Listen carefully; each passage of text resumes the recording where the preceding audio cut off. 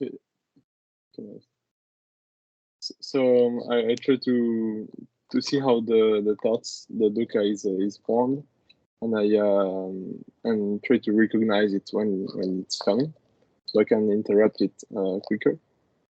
And I found like a recurring thought pattern, which is like it's kind of like an assumption.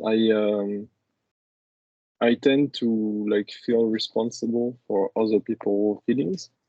Um, I mean, other people which I interact with, like friends or even like in relationships and stuff.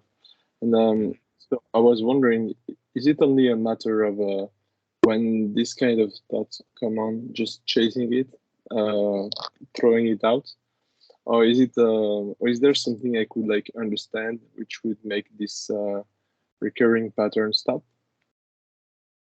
Um, Um, or both? well, yes, we need to do a bit of investigation, and that because there are certain circumstances where an intervention with someone or something is, let us say, a wholesome thing to do. Uh, so let us say that an older child is beating on a younger child, and that's happening in the other room. It would be wise to go check that out. Okay, so certain things we need to do, but it's almost always because something is happening right now. If something happens right now and then later you're thinking about it, then there's nothing that you can do later. It's already happened, it's in the past now. Mhm. Yeah. And so also there's the possibility that something is happening right now, but that it is either far away or otherwise not possible to do anything about it. Um, and so we have to put in a bit of wisdom to figure it out. Generally, though, almost always, that the problem that we're thinking about and trying to solve is either in the past, hasn't happened at all, can't even say it's in the future because we don't know if it's in the future or not. It yet hadn't happened at all. It's still in just in the mind. Or it's off someplace else where we can't take any. In other words, by the time that you got there, it would be finished. Or at least by the time you got there, something else would be happening. Right. So once we make that determination and figure out that really what's going on, my thoughts of helping someone else, probably I can't do anything. But here we are thinking about it. Is that the case? Is that generally what you're talking about? Yes, in a way, yes. That makes sense. And sometimes it's also like, for example, some other person has some suffering, like some dukkha, and I kind of feel like it's my responsibility to help them out of it, and so I feel like I'm impacted, and um, I cannot stay like satisfied. For example, if someone from my family, some a close one, is is sad or is dissatisfied, I have a hard time detaching myself from them feeling bad. I know it's All right. useless if I feel bad too, but Well, here's a uh, question for yeah, you. Did he ask you for help?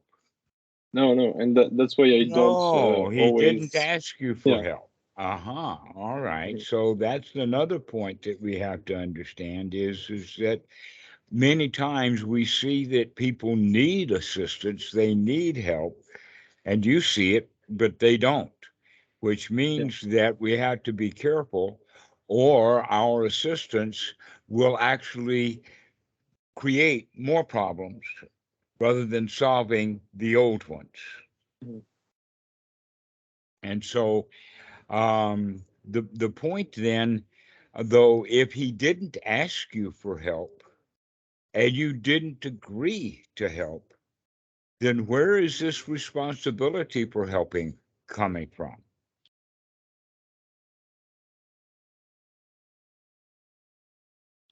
Yeah. In a way, that's a rhetorical question, but in a way, it's not. Okay. That in fact, in our culture, um, there's various kinds of mentalities that people will get kind of stuck into. And that one of the mentalities that people get stuck into is the mentality of the helper. My mother was a helper. Um, as they say, to a fault. In other words, if she can't help somebody, then she's got no life. She's got no meaning. She's got nothing except when she's going to help somebody, right? Including the fact that she may be helping people that don't need any help, but she Yeah. feels better because she's helping. And I think that this may be part of what's going on is that you're feeling responsible because you're supposed to help. This is a rule that you've given yourself, a kind of way of things supposed to be that you picked up as a child. Mhm. That in fact, um, I don't know about your circumstances, but let us say that one of the places where that happens is that the child is born. He's raised to about the age of 3, and mom gets pregnant again. And by the age of 4, he's no longer the baby. He's no longer getting nurtured. And now he becomes mommy's little helper. And if mommy praises little Johnny for being a little helper over and over and over again, he begins to see that being mommy's little helper is of great benefit. Yeah. And so we go around with that kind of habit and that kind of mentality that, oh, I get my jollies by helping other people and getting rewarded for helping other people.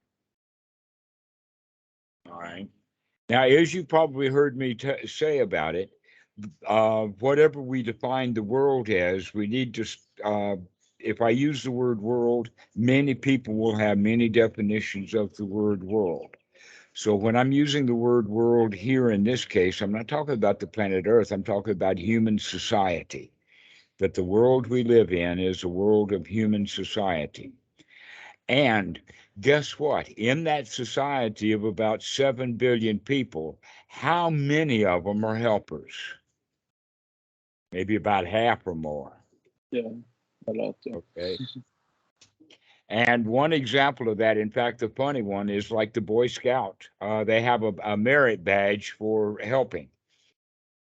And Mm. so here the Boy Scout helps this old lady across the street, and when they get to the other side of the street, he's grabbed her by the arm and he's taking her across the street. And when she gets to the other side of the street, she swings her purse and hits the kid in the head with it. And he says, "Why did you do that? I was helping you across the street." And the old woman says, "I didn't want to cross the street. I thought that you were abducting me." Hmm. So this is the problem with helpers is that we often are helping things that don't need to be helped. But we're looking at it not from the perspective of what is really going on in this situation, but rather something from the past, some rule. In this case, with the Boy Scout, it's a rule to get a merit badge. He's not interested in helping this old lady. He's interested in his own selfish little getting the merit badge. Yeah. And it's like selfish because so when I see someone feeling bad, I want him to feel good, but it's just so that I could feel good again in a way. I mean, Well, it's not generally, like a when pure generosity. well, generally in our society, when somebody's feeling bad, the helper will go and say, "Oh, what's wrong? How can I help?" And then, in fact, we immediately go into the mentality that the person is in. In other words, in order to deal with sadness, we deal with it by being sad. Another way of saying it is that misery loves company. Yeah, that's a good And idea so, to, yeah. and the only way that they'll think that you're helping them is by you joining their pity party. Mhm. Okay. No need to do that.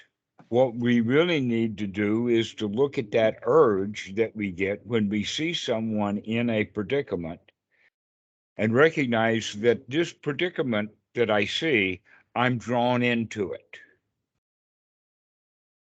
Okay. You feel responsible, is the word that you use. So you feel that you're being drawn in. Is that right? You're being Yeah, sucked into something that's none of your business. yeah, yeah. It's Hmm. yeah, in a way, it's not like my attachment or my dukkha.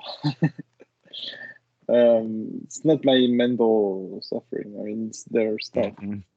Sometimes I'm like the object of the attachment, or but I mean, yeah, yeah, it's not my stuff. Yeah, that's for Okay.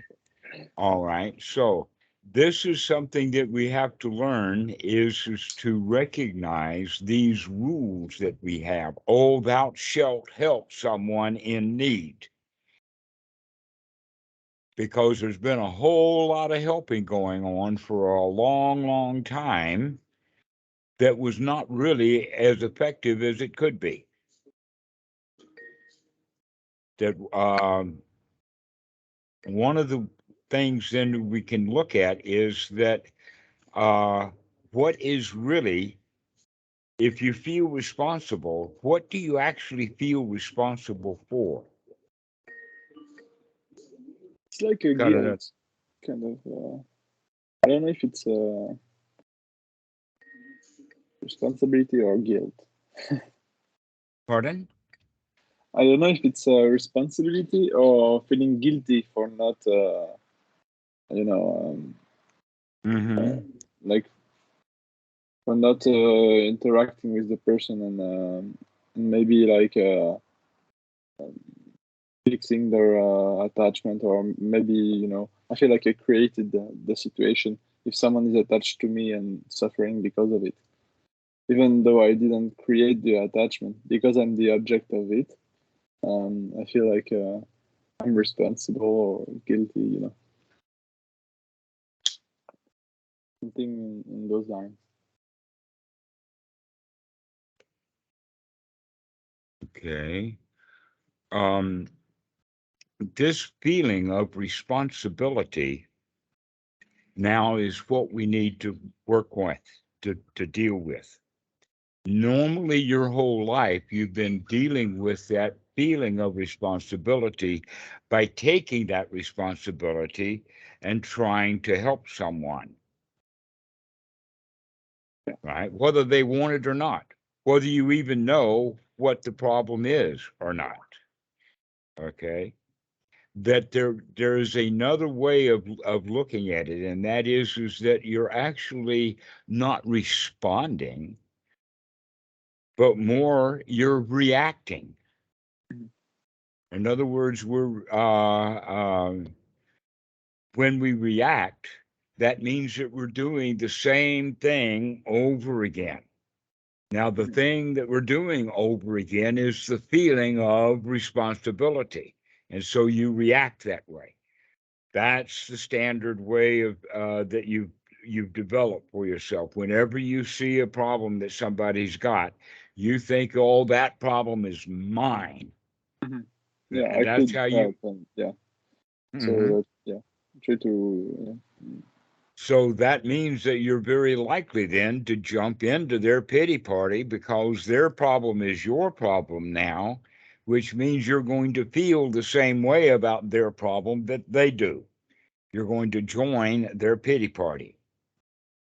All right. If you do that, you may not be as actually useful valuable, and wholesome as you originally intended with that feeling of responsibility.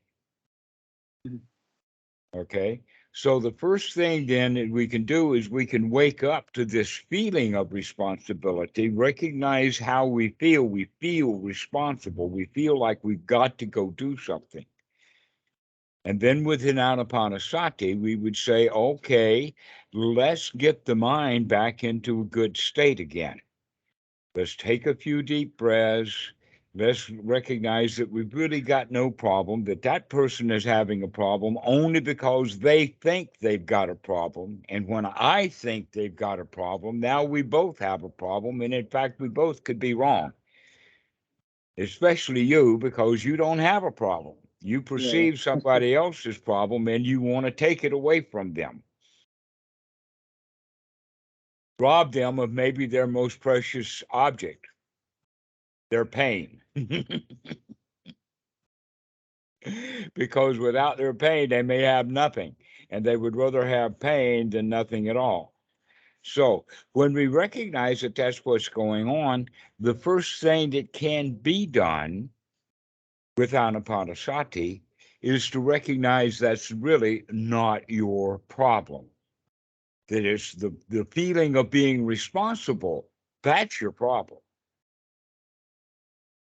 Mhm. So, Yeah. begin to That's true. recognize that. Begin to recognize that when you feel responsible, that there may be, in fact, an emergency. It may be a good idea to pull that puppy, for instance, pull that puppy out from the wheel rather than letting it run over. That's something that's right here right here, right now. Or perhaps the puppy is injured right here, right now, and it needs medical assistance. So we can go do something about that. But if the wound is old, puppy is already healed and leaving scars, then there's not much you can do about it. Well, that's really what happens mostly is that people are just, let us say, reminiscing over old scars Mhm. rather than new wounds that need to be attended to. But you see the old wound as a new uh, uh, wound that needs to be healed. Yeah. Mm. Okay. So, in that regard, we can recognize that, wait a minute, the real issue that we're dealing with right now is how I feel when we see the old scar, because when the person sees their old scar, they think that it's a new wound that needs to be dealt with. So, that's the first thing, is to wake up and recognize that your problem is not their problem. Your problem is how you feel about their perceived problem, that you're perceiving they have a problem, where in fact they may not. Yeah. Okay, so this is back down to the Boy Scout who's trying to get a merit badge for helping. Right? We want that merit badge. We don't care whether the old lady gets across the street or not. We're trying to deal with our own pain that we see when we see that old scar. So that's the first thing that we can do, is to wake up and to be in this present moment and recognize that right now the problem that is there is my own desire to help. Yeah. That's the issue now, not the old wound. Yeah. It's a form of desire. Yeah, that's true. All right. Yeah. So when so now the job is to remove that kind of feeling, because that feeling is unwholesome. The feeling of needing to help. You Yeah. want to help. You feel bad and you think that you're going to feel good by helping, because that's the old way of doing things. Oh, I see a problem. If I fix that problem, then I'll feel better. Mhm. Yeah. All right. So this is basically just standard Dhamma. This is just part of the way of practice. So when you recognize then that you're feeling bad, we need to do something about that right then and there, so that you could get yourself back into a good state. Yeah. Yeah, that You can have, yeah, that's easy to do. It's just sometimes I thought I had to fix the thing hmm instead of just getting back to wholesomeness. And it's interesting. I never saw it as a desire, but it was a. I mean, it is a desire to change the other person feeling and to change hmm my feelings as well. Yeah, you and feel bad that because makes they sense. feel Yeah. bad. And you think that if you prevent them from feeling bad, then you'll feel good. Hmm. But they may not want you to make them feel good. Yeah. Um, Here's a very, very clear example of that. And this was something that I had to learn when I was a young man, actually, before I even got into the Dhamma. But I learned this through psychology. And that is that women and men communicate differently. Women really like to commiserate, they really do like pity parties. Hmm. And so she'll say, "Oh, my boyfriend beat me up or something." And then they'll say, "Oh, poor dear, how do you feel?" And all of that. And to Yeah. none of the girls in that little group having that pity party, not one of them thinks about putting on a weapon and And going just and harming that boyfriend that hurt her. But if she tells that to a guy, he'll feel responsible for that guy beating up his girlfriend, and you want now to go harm that boyfriend because he harmed your friend, right? That's the very different. Many times women just want to tell you what's going on and they're not asking for help at all. But us yeah. guys, we feel responsible. And that means that, oh, if she tells me her pack of trouble, I've got to go do something about that pack of trouble. Yeah, we're And looking maybe for a all we solution. need to Yeah. do is just listen and listen happily. Yeah. That if we can listen and listen happily and stay in a good mood, we'll actually help brighten her up. That's what we really need to do. If you're thinking you're responsible, what actually are you responsible for? Are you responsible for fixing her problem or are you responsible for brightening her mind? That's the real issue is that if you can have a brightened mind, if you are in a good state, if you are happy and joyful and have a lot of joy and a great big smile, then that Yeah. is what you will transmit to her. Because she's transmitting to you or he's transmitting to you, I've got a problem. And if you buy into it, now everybody's got a problem. But if they tell you I've got a problem and you're in the position of, oh, well, that's not much of a problem. There's no worries about that. It's not a big deal. Mhm. Then that's the Yeah. way that you can help them. But the original point about whatever the problem was is probably not your business. That this is one of the things that I teach students for from time to time is this term of not your business. An example of that would be that you've got this is one of my examples. There's a meditation teacher out there, and the things that he tells the students is a bunch of crap and he's not helping them at all, but he is making some money off of them. Okay. And when I see that happening, guess what? The old me would say, we've got to fix that. And the new me says, that's not my business. My business would be if that student who got ripped off by that teacher comes to me, now that's my business. But if they don't ask for help, then I'm interfering with somebody else's business. And there are so many things like that. An example would be politics. Whatever because I keep track of a little bit of about America, I know that the Americans, they have the Democrats and they've got the Republicans. Guess what? The Democrats are not my problem, not my business. The Republicans, not my problem, not my business. The fight between the two of them has been going on, even though they've changed parties and changed positions. It's almost like two duelers. You see, with the sword fight, and Yeah. guess what? While they're fighting each other, they will actually reverse positions and fight from this direction. That's actually happened in the politics of the United States. It happened in the 1960s, to where the Republicans still will claim, well, we're the party of Abraham Lincoln and we freed the slaves. Guess what? In the 1960s, the Democrats passed some legislation, and then Nixon decided to change the parties. So the parties switched roles, and now the Republicans are the racist and the slavers, and the Democrats want to free them up. But 100 years, 150 years ago, it was backwards for that. Actually, it Yeah. was only 75 years ago. So here's the point with that is that duel that these groups are in are really not any of my business until I make it my business, and then I'm making a problem. I feel responsible for uh, when I see a politician making a bald-faced lie, or a reporter misreporting the facts. Here we are on YouTube, and I want to write a comment. Oh, you dirty son of a bitch! You don't know what you're talking about. You're harming people. You know. The Yeah. possibility is he's not even going to read my comment.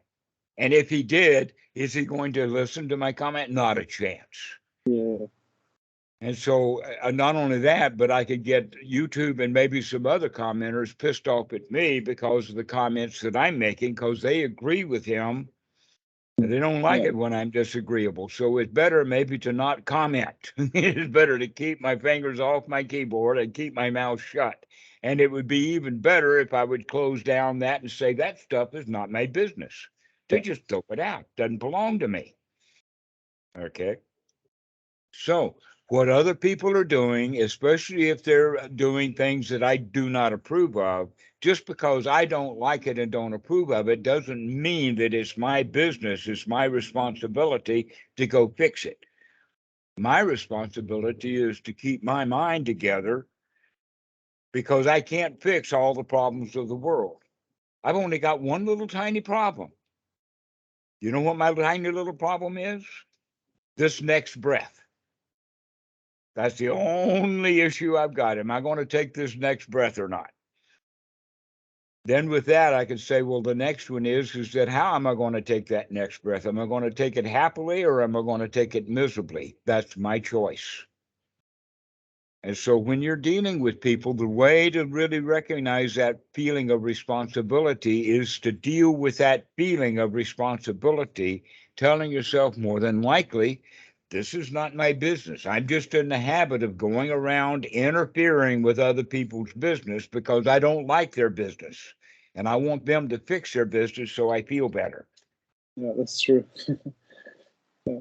Once we really do feel better because you're dealing with it directly, now with wisdom you can begin to see what really is going on, and maybe you can be of some value.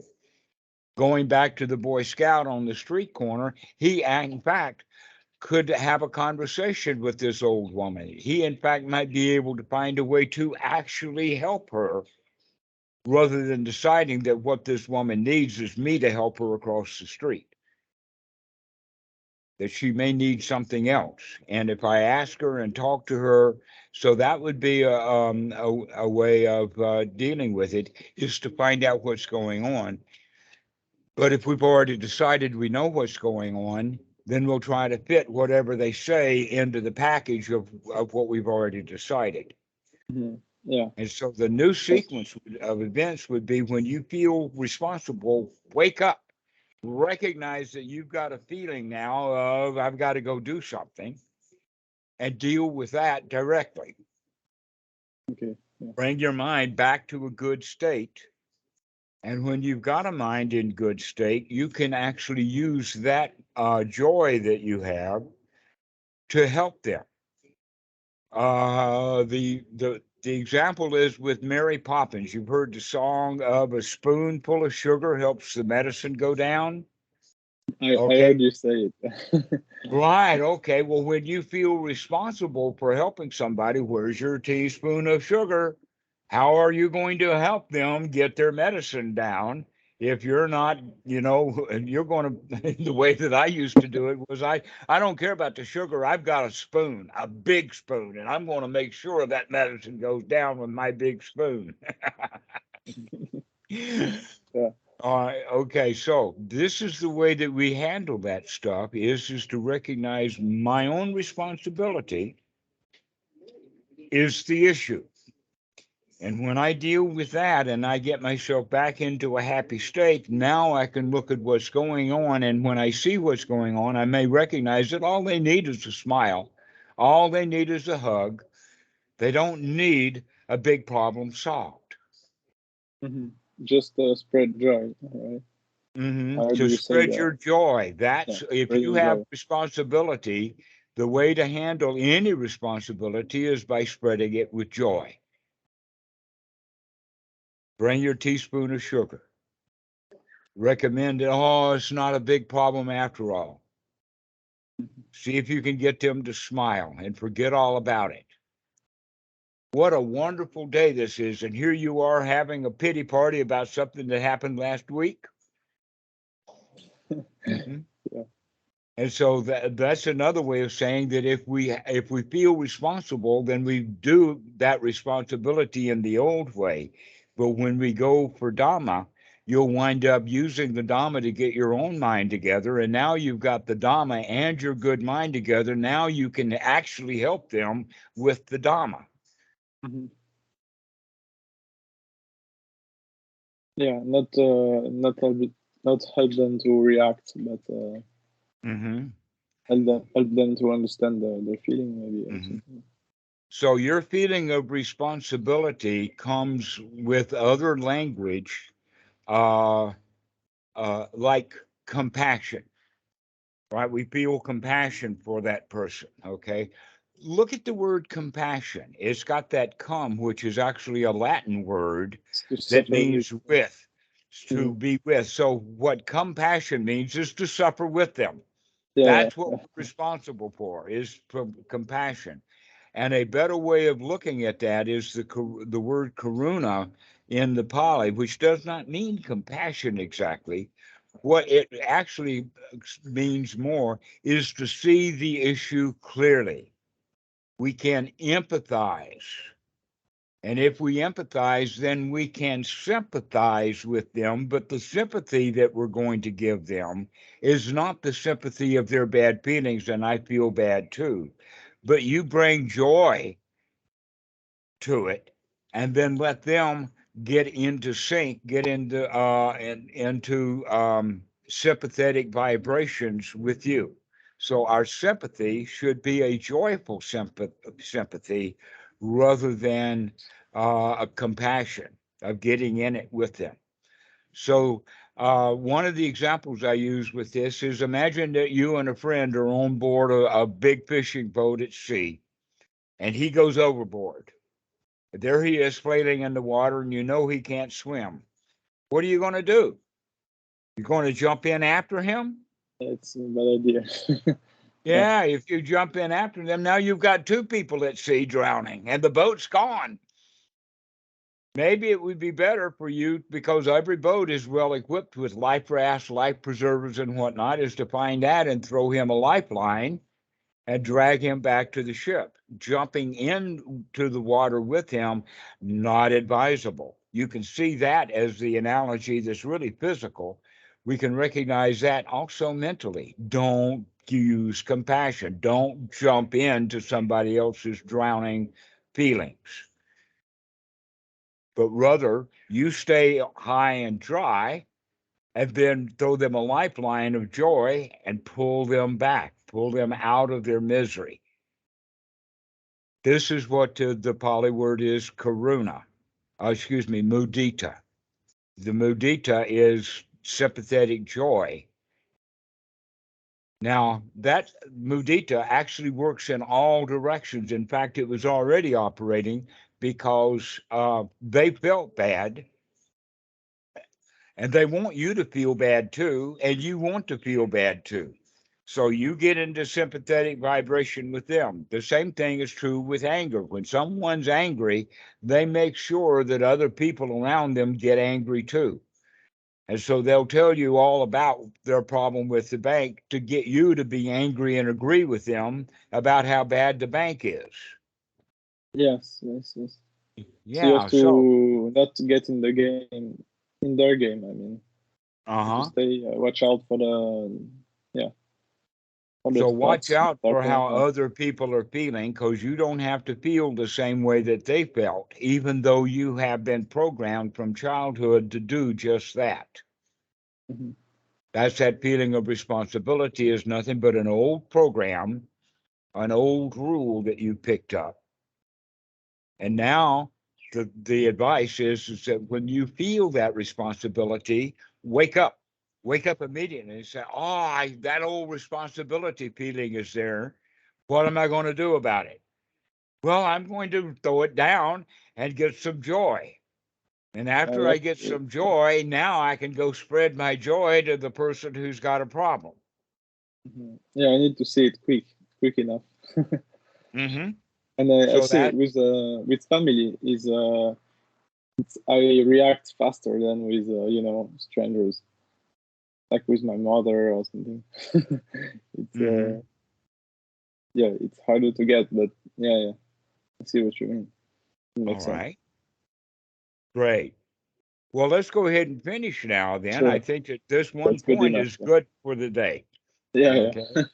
All Yeah, right. I'll go Good. practice this. So practice this. Actually go out looking for people who need your help so that Yeah, you can get your mind back together again. hmm, yeah, And that's a then good you can challenge. see what's really going on. All right. Well, we'll see you later. I'll see you. Thank you. Bye bye. Okay. Bye bye.